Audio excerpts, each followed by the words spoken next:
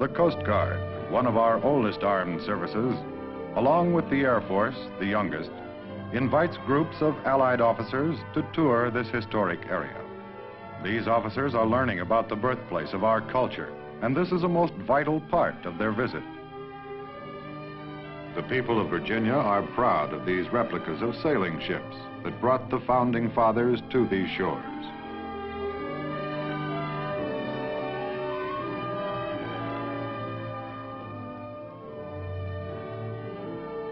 The first breath is a long-forgotten event in anyone's life.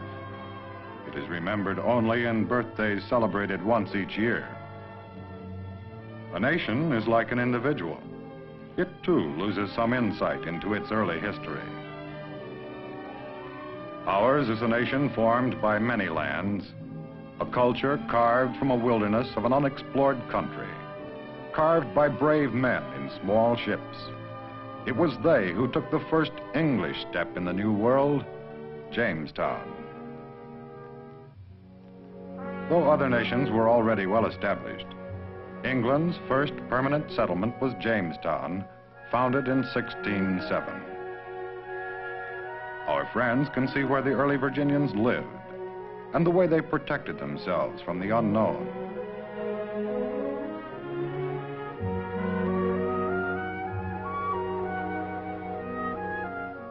Disease, famine, and loneliness plagued the settlers.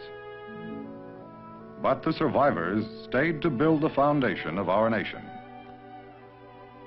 Although it was the capital of Virginia for 92 years, Jamestown failed.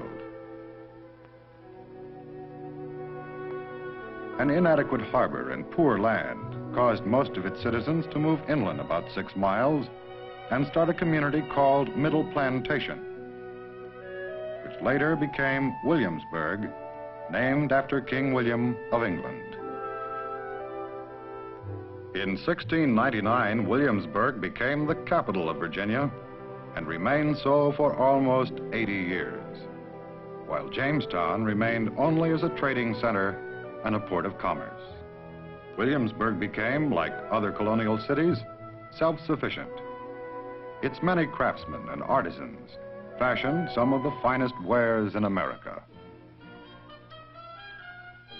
The ancient craft of papermaking was brought to this country by the early colonists.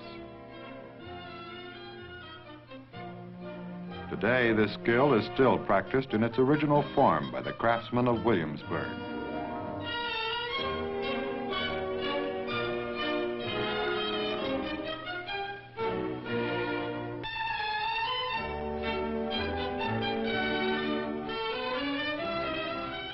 The Declaration of Independence and many other important documents relating to our history were made on this paper and are still well preserved.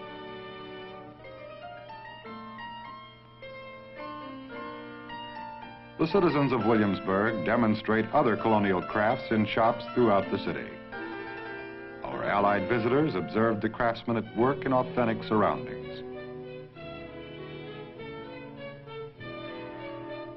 The wigmaker's skill was much in demand, thus making him an integral part of the community. Individualism and personal initiative became foremost. The city boomed with excitement. Courts and assembly were in session twice a year. They made laws to protect themselves, tried offenders, and a jail was built. Meanwhile, heavier taxes and embargoes were levied upon the colonists by Britain, and taxation without representation became a fighting slogan of the colonists. In protest against the British Crown, the Virginia Convention, held in June 1776, adopted the Virginia Declaration of Rights that became a model for our Declaration of Independence. Cannon and powder were scarce. Our Allied friends observed the weapons the Americans used to repel the British Crown.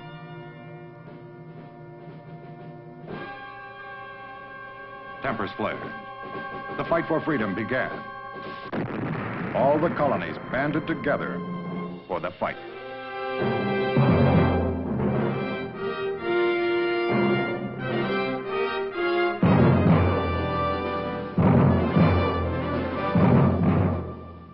was the irony of history that, by coincidence, the British were finally defeated only 20 miles from where Englishmen first settled 170 years earlier. Victory came about only with the help of our first allies. The French Navy sealed off the British fleet in the York River, and the American Army, along with the French, moved in by land, isolating the Redcoats at Yorktown.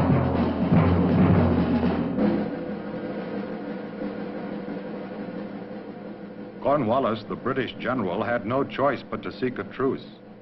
And on the morning of October 17th, 1781, he asked for a parley. The treaty was drawn up on the 19th at the Moore House, which stood less than a mile from the battlefield.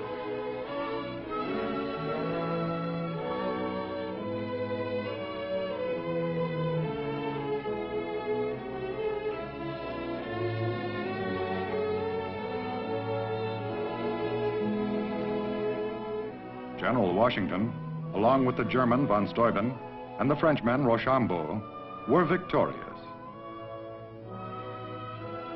So ended the siege of Yorktown.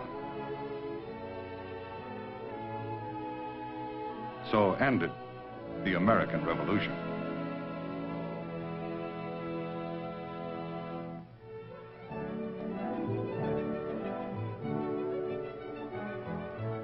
After the war, Williamsburg was left behind by the march of civilization, as was Jamestown nearly a century earlier.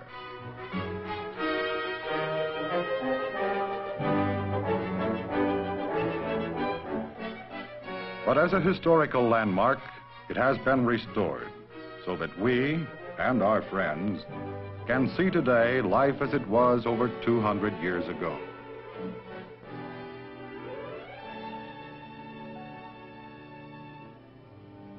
In the room where the burgesses of Virginia met, a cordial welcome was extended by the mayor of Williamsburg. Our hostess explains the historical background of the Colonial Assembly.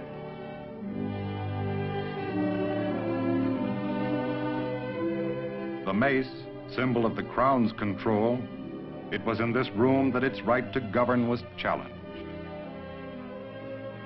These walls framed many moments of our history. Jefferson, Washington, and Patrick Henry sat in these very seats.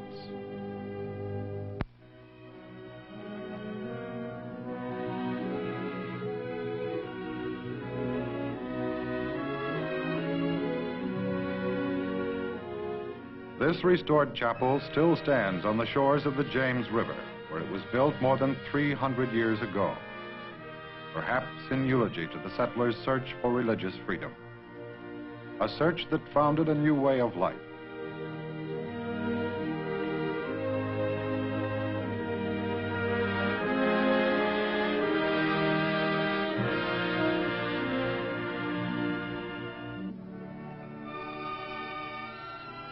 In the Governor's Garden, the Allies can sense the beauty and serenity of America, a peaceful country blessed with the color of many lands. The American people had two purposes in restoring Williamsburg to its way of life in the 18th century. One purpose was to simply preserve the area for historical reasons.